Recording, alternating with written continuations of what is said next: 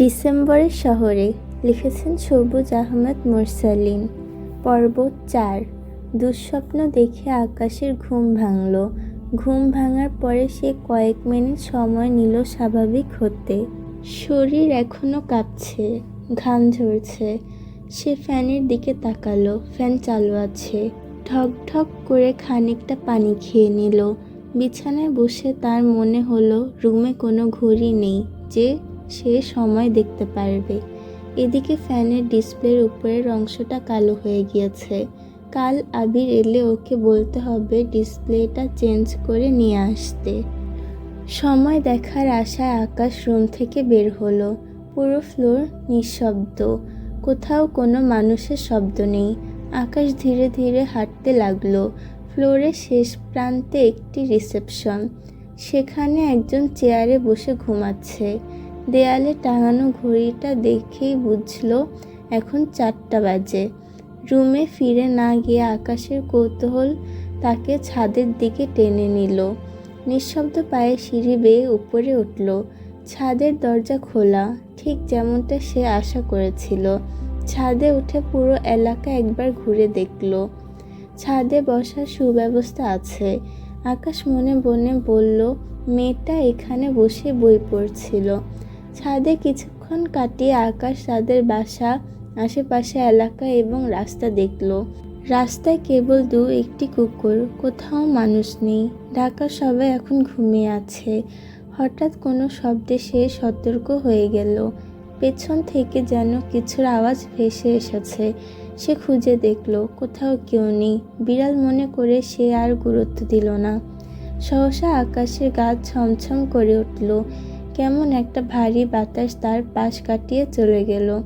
তার মনের মধ্যে ভয়ের একটা আশঙ্কা জন্ম নিতে চাইল, কিন্তু সে সেটাকে গুরুত্ব দিল না। এসব অর্থহীন কথা ভাবাও বোকামি। ঠিক সেই সময় সে আবারও শব্দ শুনতে পেল। এবার সে স্পষ্ট বুঝতে পারল শব্দটা সিঁড়ির দিক থেকে আসছে। সে সেখানে ছুটে গেল, কিন্তু সে আবারও হতাশ হলো। সেখানে কেউ নেই। সে ভাবল এখানে থাকা আর উচিত হবে না। সে নিচে নেমে এলো। নিচে নেমে সোজা ঢুকে গেল রুমে, কিন্তু ছাদের রহস্য এখনো মাথায় ঘুরছে। হঠাৎ মসজিদ থেকে ফজরের আজান ভেসে এলো। আজানের শব্দে শান্ত হলো আকাশের মন। অপার্থিব চিন্তা ভাবনা ম্লান হয়ে গেল। বুকের মধ্যে বয়ে গেল হালকা শীতলতা। আকাশ আর ঘুমালো না। সকালে আবার ছাদে যাবে মনে মনে ঠিক করলো সে। তবে মনের মধ্যে তার আরও একটা আশা ছিল। এখন দেখা যাক তার আশা পূর্ণ হয় কি না। নীলার ঘুম ভাঙল অনেক বেলা করে, তবুও তার চোখে এখন ঘুমের রেশ লেগে আছে। সকালে নার্স এসে নীরবে তার জন্য নাস্তা আর চা রেখে গিয়েছিল। সে ধীরে ধীরে সেগুলো খেয়ে জানালার পাশে গিয়ে দাঁড়ালো। তারপর বেলকনিতে গিয়ে বসল। বাইরে আজ অদ্ভুত শান্ত এক সকাল। হালকা কুয়াশায় ঢাকা শহর। গাছের পাতায় শিশিরের ঝিলিক, বাতাসে এক ধরনের ঠান্ডা মিঠে সুবাস। ডিসেম্বর নীলার সবচেয়ে প্রিয় মাস। বছরের শেষ প্রান্তে দাঁড়িয়ে থাকা এই মাসটার মধ্যে একটা অদ্ভুত আবেগ মিশে আছে। সে মনে মনে ভাবল, সমাপ্তি মানেই তো আসলে নতুন এক শুরু। ডিসেম্বর যেমন একটি বছরের শেষ, তেমনি তো আরেকটি বছরের প্রত্যাশায় ভরা নতুন দিগন্তের সূচনা। জীবন তো এমনই, কখনো কিছু হারানো মানেই নতুন কিছু পাওয়ার সম্ভাবনা। কোনো সম্পর্কের ইতি, কোনো অধ্যায়ের সমাপ্তি, কিংবা কোনো স্বপ্নভঙ্গ, সব কিছুই আসলে এক নতুন গল্পের ভূমিকা মাত্র। সে যেখানে সমাপ্তি ভেবেছিল, সেটা কি আরেকটা গল্পের সূচনা ছিল? নীলা ভাবছে। নীলা চোখ মুখ ও ঠোঁটে মৃদু হাসি। বাতাসে হালকা ঠান্ডা ছোঁয়া। দূরে কোথাও রিকশার টুংটাং শব্দ আর সূর্যের নরম আলো। সব কিছু মিলেমিশে এক স্বপ্নময় পরিবেশ তৈরি হয়েছে। সে হঠাৎই নিচু স্বরে গুনগুন করতে শুরু করলো। ডিসেম্বরের শহরে চেনা শুভেচ্ছা, চেনা সেলফোন। ডিসেম্বরের শহরে সবই নিয়নের বিজ্ঞাপন। ডিসেম্বরের শহরে চেনা বন্ধু চেনা নিকটিন, ডিসেম্বরের শহরে ভালোবাসা যেন পরশে নীল। তারা জানে না মুখচোরা পার্টিতে তোর সাজানো হাসির মানে, সস্তার রাম যখন রাখছে হিসেব তোর বেহিসাবি অভিমানের। ডিসেম্বরের মাসটিকে ঘিরে নীলার অসংখ্য সুন্দর স্মৃতি জড়িয়ে আছে। প্রেম, ভালোবাসা আর বিচ্ছেদে মোড়ানো এক জটিল অথচ মায়াময় মাস ডিসেম্বর। এই মাস যেন তার জন্য বিশেষ। তেমনি এই মাসের কিছু দুঃখ ভরা স্মৃতি সে ভুলে যেতে চায়। জীবন আসলে এক মুদ্রার এপিঠ ওপিঠ, এক পাশে সুখ অন্য পাশে বেদনা। অবশ্য নীলা এখন এসব মেনে নিতে শিখেছে। নীলা ভাবল, বোকারা সবসময় অভিযোগ করে, নিজের ব্যর্থতার দায় অন্যর কাঁধে চাপিয়ে স্বস্তি খুঁজে। কিন্তু সে জানে মেনে নিতে পারলে জীবন অনেক সহজ হয়ে যায়, সরল হয়ে ওঠে। তবু মেনে নেওয়া যেমন সহজ তেমনই কঠিন। যখনই মনে হয় সব মেনে নিয়েছি, তখনই যেন হঠাৎ পুরনো স্মৃতিগুলো ফিরে আসে। সব কিছু আবার নতুন করে কাটার মতো বিধে বুকে। জীবনের এই চক্র যেন বারবার ফিরে আসে নীলার সামনে, যেমন আজও এসেছে। বিরক্ত হয়ে নীলা ব্যালকনি থেকে উঠে এলো। রুমেও তার মন টিকছে না। বই খুলে পড়তে চাইলেও মনোযোগ ধরে রাখতে পারছে না। 2-3টা বই খুলে কয়েক পৃষ্ঠা উল্টিয়ে আবার বন্ধ করে রেখেছে। অস্থির লাগছে। অকারণে বিরক্ত কাজ করছে তার ভেতরে। সময় যেন থেমে গেছে। নীলা ভাবল, মানুষের মন আসলেই অদ্ভুত। কেউ আজ পর্যন্ত কারো মন পুরোপুরি বুঝে উঠতে পারেনি। মানুষ নিজের মনকেও ঠিকভাবে বোঝে না। অন্যর মন বোঝা তো বিলাসিতা। সে মনে মনে বলল, পৃথিবীর সবচেয়ে জটিল জিনিস মানুষের মন। অবশেষে নীলা বের হলো রুম থেকে। করিডোরে পরিচিত ডাক্তার, নার্স রোগীদের সঙ্গে হাসি মুখে শুভেচ্ছা বিনিময় করলো। সব কিছু যেন আজ খুব তাড়াতাড়ি শেষ হয়ে গেল। অথচ আজকের দিনটা কেন এত ধীরে যাচ্ছে। অন্য দিনের তুলনায় কোনো পার্থক্য নেই। তবুও নীলার মনে হচ্ছে সে ভালো নেই, তার মন খারাপ। দুপুরের দিকে নীলা মাকে ফোন দিল। অনেকক্ষণ কথা বলল দুজন। কথার শেষে হঠাৎ নীলা বলল, মা, আজ আসার সময় আমার আকাশি রঙের শাড়িটা নিয়ে এসো। জাহানারা খানিক থেমে জিজ্ঞেস করলো, আজ হঠাৎ শাড়ি পরবি নীলা? মন খারাপ নাকি? নীলা মৃদু স্বরে উত্তর দিল, হ্যাঁ মা, মনটা খুব খারাপ। নীলার অনুরোধে জাহানারা বের হওয়ার আগে আকাশি রঙের শাড়িটা ব্যাগে গুজে নিলেন। পথে যেতে যেতে একটা ফুলের দোকানের সামনে থামলেন। সেখানে টাটকা গোলাপের গন্ধ ভেসে আসছে। নীলা গোলাপ খুব পছন্দ করে। তিনি এক গুচ্ছ লাল গোলাপ কিনলেন। একটু পরেই পাশের দোকান থেকে নীলার জন্য রেশমি চুড়ি নিলেন। আর সুপার শপ থেকে তার প্রিয় চকলেট আর কিছু ছোটোখাটো পছন্দের জিনিস নিয়ে হাসপাতালে এলেন। হাসপাতালে পৌঁছে যখন জাহানারা নীলার কক্ষে ঢুকলেন, হাতে ফুল, ব্যাগে শাড়ি ও উপহার। নীলা অবাক হয়ে তাকিয়ে রইল। তারপর খানিকটা রাগ ভরা সুরে বলল, এর জন্যই তো আমি তোমাকে মন খারাপের কথা বলি না মা। জাহানারা বিস্মিত হয়ে বললেন, আমি কি এমন অন্যায় করলাম যেমন কথা বলছিস? নীলা মুখ বাঁকিয়ে বলল, রাজ্যের জিনিসপত্র আনতে বলেছিলাম? আমি তো শুধু শাড়িটা আনতে বলেছিলাম। জাহানারা হেসে বললেন, আমার মন চেয়েছে তাই এনেছি। যদি না নিস তবে নিয়ে যাব, নিহাকে দিয়ে দিব। নীলা ঠোঁট টিপে হাসল, আচ্ছা নিচ্ছি, যেহেতু এত শখ করে এনেছ। জাহানারা মৃদু হেসে উঠলেন। সেই হাসি নীলার চোখ এড়ালো না। সেও হাসল। সকালের মন খারাপটা যেন এক নিমিষেই গলে গেল। দুজন একসঙ্গে দুপুরের খাবার খেলো। খাওয়া শেষে জাহানারা মেয়েকে নিজের হাতে শাড়িটা পরিয়ে দিলেন। গলায় হালকা চুড়ির ঝংকার, চুলে ফুল গুজে দিয়ে আদর মাখা চোখে তাকালেন।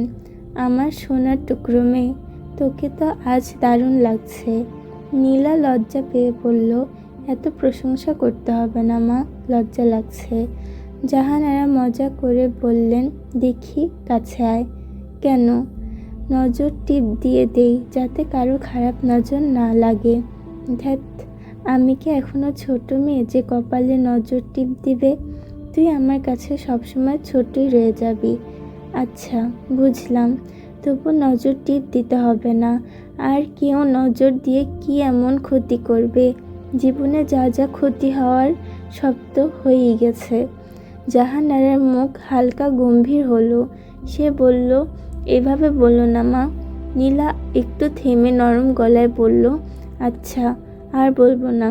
তুমি বাসায় যাবে না, নাকি আজ আমার সঙ্গেই থাকবে? জাহানারা হাসলেন। সম্ভব হলে থেকে যেতাম, কিন্তু থাকতে হবে না। এখন তো আগের মতো ঘন ঘন তোর মাথা ব্যথা ওঠে না। চাইলেই তো বাসায় থাকতে পারিস। তুই বাসায় থাকলে আমার মনও শান্তি পায়। নীলা জানালার বাইরে তাকিয়ে মৃদু হেসে বলল, মা, একদিন হুট করে বাসায় চলে যাব। সেই একদিনটা কবে আসবে? নীলার চোখে এক ঝলক রহস্যময়তা, ঠোঁটে মৃদু হাসি। কোনো একদিন। তাহলে দ্রুত আসছে না বুঝি? সেটা এখনই বলতে পারছি না মা। জাহানারা চলে গেলে নীলা নিঃশব্দে ছাদে চলে এলো। হাসপাতালের ছাদটা তার খুব প্রিয় জায়গা। উপরে একটু খোলা আকাশ, একটু হাওয়া, এইটুকুতেই যেন তার শান্তি মিলে। ছাদে একটা দোলনা আছে, ওটা তার বাবাকে বলে আনিয়েছিল। বই পড়তে পড়তে সে দোলনায় হালকা দুলে থাকতে ভালোবাসে। আজও হাতে একটা বই নিয়ে এসে দোলনায় বসেছে। হালকা বাতাসে তার চুল উঠছে। পাতা উল্টানোর শব্দে এক অদ্ভুত প্রশান্তি। ঠিক এমন সময় হঠাৎ সে শুনতে পেল কেউ যেন পিছন থেকে বলছে, আপনার নাম কি? নীলা অবাক হয়ে ঘুরে তাকালো। তার চোখ বিস্ময়ে স্থির হয়ে গেল। হ্যাঁ, ঠিক তার পেছনে দাঁড়িয়ে আছে আকাশ। 2 দিন আগের কথা। নীলা সেদিন ব্যালকনিতে বসে বই পড়ছিল। ডিসেম্বরের সন্ধ্যা, বাতাসে হালকা ঠান্ডা ভাব, সব কিছু যেন শান্ত ও সুন্দর। কিন্তু ঠিক তখনই কোনো এক অজানা কারণে তার চোখ বই থেকে সরে গিয়ে নিচে রাস্তায় পড়ল। আর তারপরে তার চোখ স্থির হয়ে থাকে আকাশের দিকে। অবিশ্বাসের চোখ বড় হয়ে গিয়েছিল তার। অনেকদিন পর চেনা মুখটা দেখে নীলা এক মুহূর্তের জন্য স্তব্ধ হয়ে গিয়েছিল। বুকের ভেতর কেমন এক অস্থির ঝড় বইছিল। হাত কাঁপছিল, চোখ টলমল করছিল। সে ভাবেনি এই জীবনে আর কখনো আকাশের সঙ্গে দেখা হবে। যার সঙ্গে দেখা না হওয়াই ভালো। নিয়তি কেন জানি বারবার সেই মানুষটাকে সামনে নিয়ে আসে। যার সঙ্গে দেখা হওয়া উচিত না, তার সঙ্গে কেন দেখা হয়? নীলা তখন আকাশের দিকে তাকিয়েছিল। তার চোখে ছিল অগণিত প্রশ্ন, না বলা কিছু কথা, আর একরাশ অনুশোচনা। ঠিক সেই মুহূর্তে ঘটনাটা ঘটে গেল।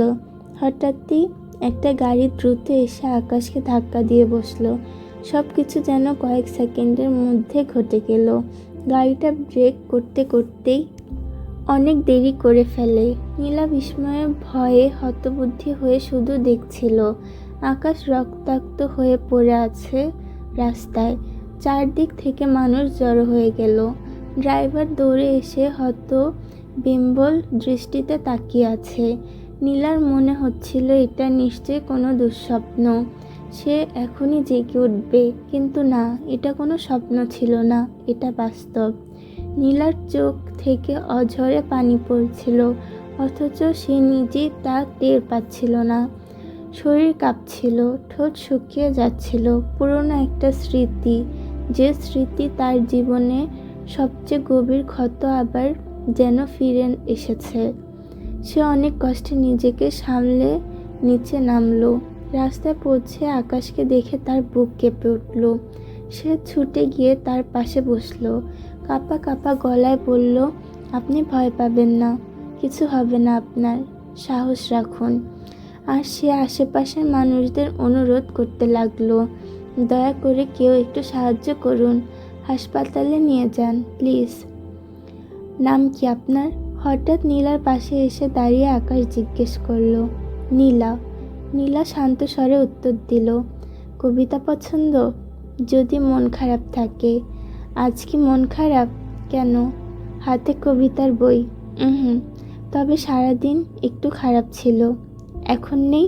হুম, নেই। তাহলে তো কবিতা শোনানো লাগছে না। আপনি কবিতা শোনাতেন যদি মন খারাপ থাকতো, তাহলে তো এখন মিথ্যা করে বলতে হয় আজ আমার মন খারাপ। কবিতা শুনতে ভালো লাগে? আমার মনে হয় কবিতা নিজের চোখে পড়ার চেয়ে কারো কণ্ঠে শোনা অনেক বেশি সুন্দর। এটা তো কখনো ভাবিনি। কিন্তু সবাই কবিতা শোনাতে পারে না। কবিতা পড়া আর কাউকে কবিতা শোনানোর মধ্যে বিশাল পার্থক্য। এখন তো মনে হচ্ছে আপনার কাছ থেকেই একটা কবিতা শুনি। আমি তো কবিতা শোনাতে পারি না। এই ক্ষমতা সবার থাকে না, খুব অল্প কিছু মানুষের থাকে। আমি না ভেবেই বলে ফেলেছি কবিতা শোনাবো। মনে হয় কথাটা বলে খুব অন্যায় করে ফেলেছি। একদমই না, চাইলে শোনাতে পারেন। আজ নয়, অন্য কোনো দিন। কেন? একটু প্রস্তুতি নিতে হবে। প্রস্তুতি ছাড়া আপনাকে কবিতা শোনাতে ইচ্ছে করছে না। আচ্ছা, আমি অপেক্ষায় রইলাম। আপনার হাতে ওটা কি বই? কথোপকথন, পূর্ণেন্দু পাত্রীর। আপনি পড়েছেন? তবে বইটা আছে। এত সুন্দর বই না পড়ে রেখে দিয়েছেন। পড়ব ভেবেছিলাম, কিন্তু দেখুন ভাগ্য এখানে নিয়ে এসেছে। ও হ্যাঁ, এখন কেমন আছেন? ভালো, আলহামদুলিল্লাহ। দুজনের মধ্যে খানিকটা নীরবতা নেমে এলো।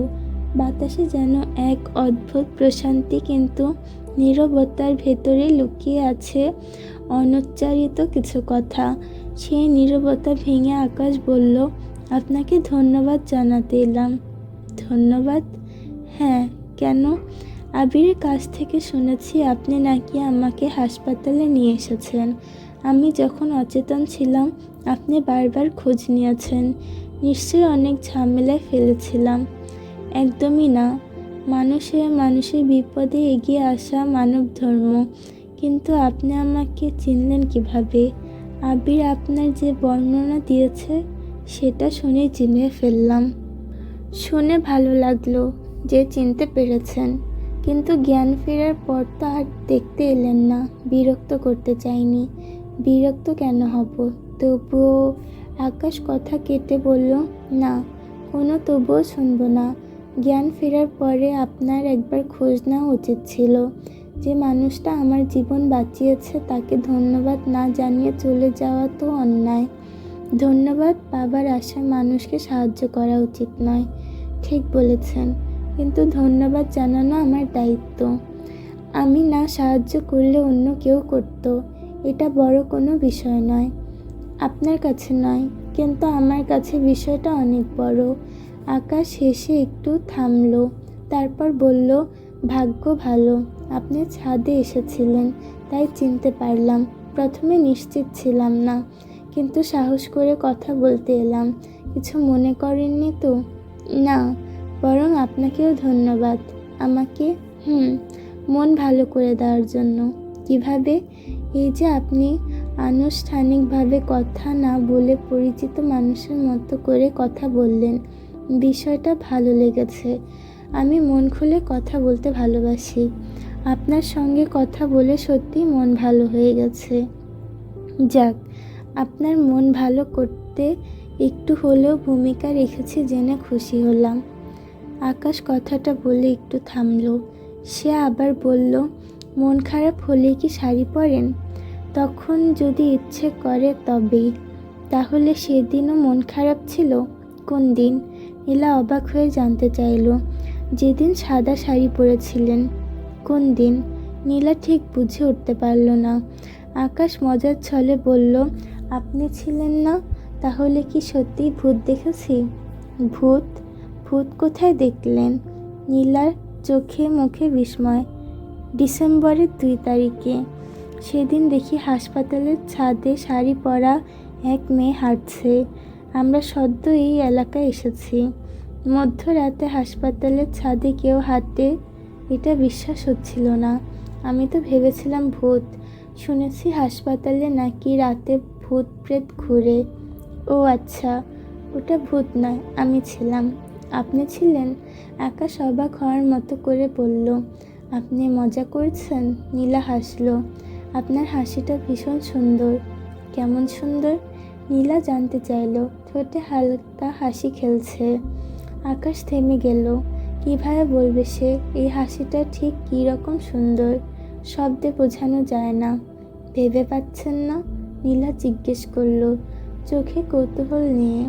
আকাশ একটু মাথা চুলকে হেসে বলল, এক কাপ ধোয়া ওঠা চায়ের প্রথম চুমুকের মতো সুন্দর। নীলা খানিক অবাক হলো। তারপর আস্তে আস্তে তার হাসি আরও ফুটে উঠল চোখে। সে চোখ নামিয়ে মৃদু স্বরে বলল, আপনি কবিতার মতো করে কথা বলেন। আর আপনার হাসি, সে যেন একটা কবিতা। বাতাসে নীরবতা। বিকেলের হালকা আলো মিশে যাচ্ছে সন্ধ্যার ছায়ায়। নীলার মুখে সেই হাসি আস্তে আস্তে মিলিয়ে যায়। সে বলে, হাসি কি কখনো কবিতার মতো হয়? কেন হবে না? কবিতা মানুষকে শান্তি দেয়, আত্মতৃপ্তি দেয়। সেখানে শব্দ ফুরিয়ে যায়, সেখানে কবিতা কথা বলে। আপনার হাসিটাও ঠিক তেমন, চোখে তৃপ্তি। নীলা তাকিয়ে রইল আকাশের দিকে। তার চোখের ভেতর যেন অন্যরকম দীপ্তি। নীলা ধীরে বলে উঠল, বাহ, এভাবে কাউকে বললে তো সে আপনার প্রেমে পড়ে যাবে। আজকাল মেয়েরা কবিতার লাইন শুনে প্রেমে পড়ে? আকাশ মৃদু হেসে জিজ্ঞেস করল, দিন বদলে গেছে, চিঠির যুগ, কবিতার যুগ, এগুলো কি এখন আর আছে? কে বলেছে নেই? মানুষ এখনও কবিতা পছন্দ করে, চিঠি পেলে খুশি হয়। চিঠি পেলে আপনি খুশি হবেন?